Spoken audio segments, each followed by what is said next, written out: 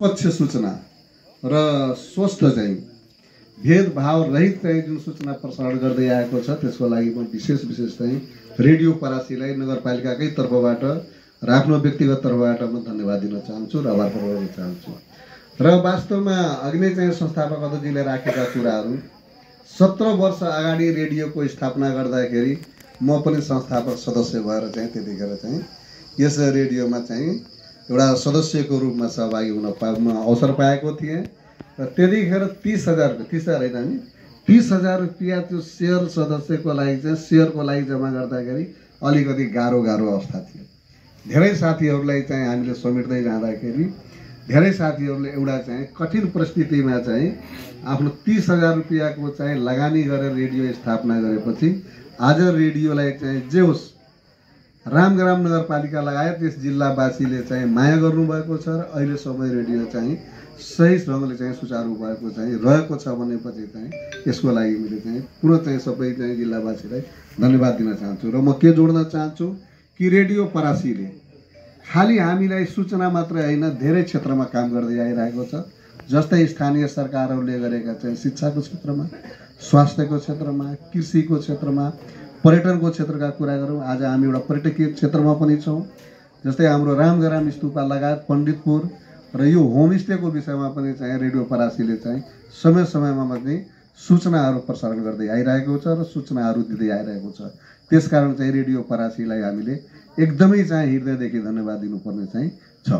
र अब पनि म के भन्न चाहन्छु, आज रेडियो परासीले हामी चाहिँ होमस्टे चाहिँ को चाहिँ काम चाहिँ योजना सञ्चालनको चाहिँ सुरुवातमा रहँदा पनि आज रेडियो परासीले धेरै ठुलो नभए पनि 4वटा हामी बस्ने एउटा चाहिँ सिमेन्टेडको चाहिँ कुर्सी जुन उपलब्ध गराएको छ। र यसरी नै म आज चाहिँ यस क्षेत्रको चाहिँ सम्पूर्ण चाहिँ वासीहरूलाई के भन्न चाहन्छु, स्थानीयवासीहरूलाई, कि होमस्टेको लागि ठुलै बजेटै ल्याएर सबै एकैचोटि गर्नुभन्दा जस्तै रेडियो परासीले आज चाहिँ कुर्सीको व्यवस्थापन गर्यो, त्यसै गरी चाहिँ रोटरी क्लब छ, जेसिस छ, अरू नागरिक समाज छ, विभिन्न सङ्घ संस्थाले चाहिँ सानो चाहिँ सहयोग गरेपछि यो ठाउँलाई हामी एउटा पर्यटकीय क्षेत्रको जुन चाहिँ सपना देखेका छौँ, जुन यसलाई हामीले चाहिँ राम्रो बनाउन सोचेका छौँ, आपसे त्यो राम्रो हुँदै जानेछ भन्ने कुराले विश्वास पनि लिएको छ। र ठुलो रकम छ यस क्षेत्रलाई चाहिँ यो चाहिँ होमस्टे बनाउनलाई चाहिँ लगभग 2.25 करोडको चाहिँ हाराहारीको बजेट भनेपछि चान्चुने कुरो होइन। र यस क्षेत्रको चाहिँ सम्पूर्णमा चाहिँ यो वडा नम्बर 14, वडा नम्बर 18 र रामग्राम नगरपालिकालाई नै यो चाहिँ पाएक पर्ने र रामग्राम नगरपालिकाको यो होमस्टे हो भनेर चाहिँ आफ्नोत्वको भावना लिएर अगाडि बढ्नलाई पनि के गर्छु म चाहिँ यस क्षेत्रलाई चाहिँ सबैले चाहिँ कामको जुन अब छ, जुन सुचारू भएको काम छ, यसलाई चाहिँ समयमै सघाउन सम्पूर्णको सहयोग हुनुपर्छ। रेडियो परासीको पनि सहयोग हुन पर्यो। र यहाँको स्थानीयवासीले मैले अस्ति पनि भनेको थिएँ, यहाँ कार्यक्रममा बोल्दाखेरि मैले भनेको थिएँ, हामी अब ढिलो भइरहेका छौँ। हामीले साउनदेखि काम सुरु गर्नुपर्ने 4 महिना ढिलो भइसकेको छ। 2.25 करोड पैसा खर्च गर्नलाई 8 महिना बाँकी छ। 8 महिनामा हामीले धेरै कामहरू गर्नुपर्ने छ। त्यस कारणले तपाईँहरू चाहिँ समयमा अलिकति चाहिँ सचेत भएर यो काममा चाहिँ तपाईँहरूले अलिकति अर्को काम छोडेर होमस्टेतिर तपाईँहरूले ध्यान दिएर कतिको काम भएको छ, त्यो समितिले कतिसम्म काम गरेको छ, गरेको छैन र कसरी अगाडि बढ्न सकिन्छ, तपाईँहरूले गर्ने सपोर्टका कुराहरू चाहिँ गरेर अगाडि बढाउनुपर्छ। र म भने कि रेडियो परासीले चाहिँ धेरै क्षेत्रमा काम गर्दै आएको छ।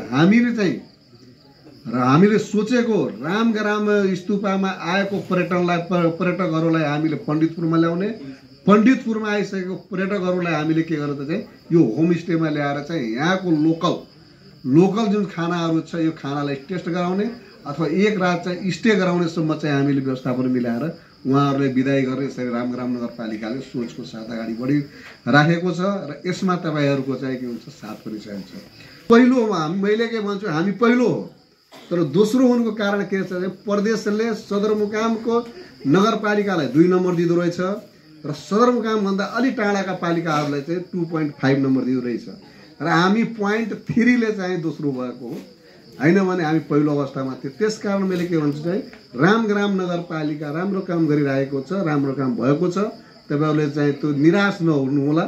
जति योजनाहरू आउँछ सबैजनाले, अघि नै हाम्रो शोभा चौधरीजीले भन्नुभएको छ, हामी यो दल त्यो दल फलानु यो भन्ने सामूहिक काममा र विकासको काममा एकजुट भएर अगाडि बढ्नुपर्छ। र एकजुट भएर अगाडि बढिन्छ भने हरेक काम चाहिँ सम्भव छ, कुनै पनि काम असम्भव छैन र विकासको गति पनि त्यतिकै बढ्छ। यी कुराहरूमा राख्दै र मलाई एकदमै हतार 12 बजे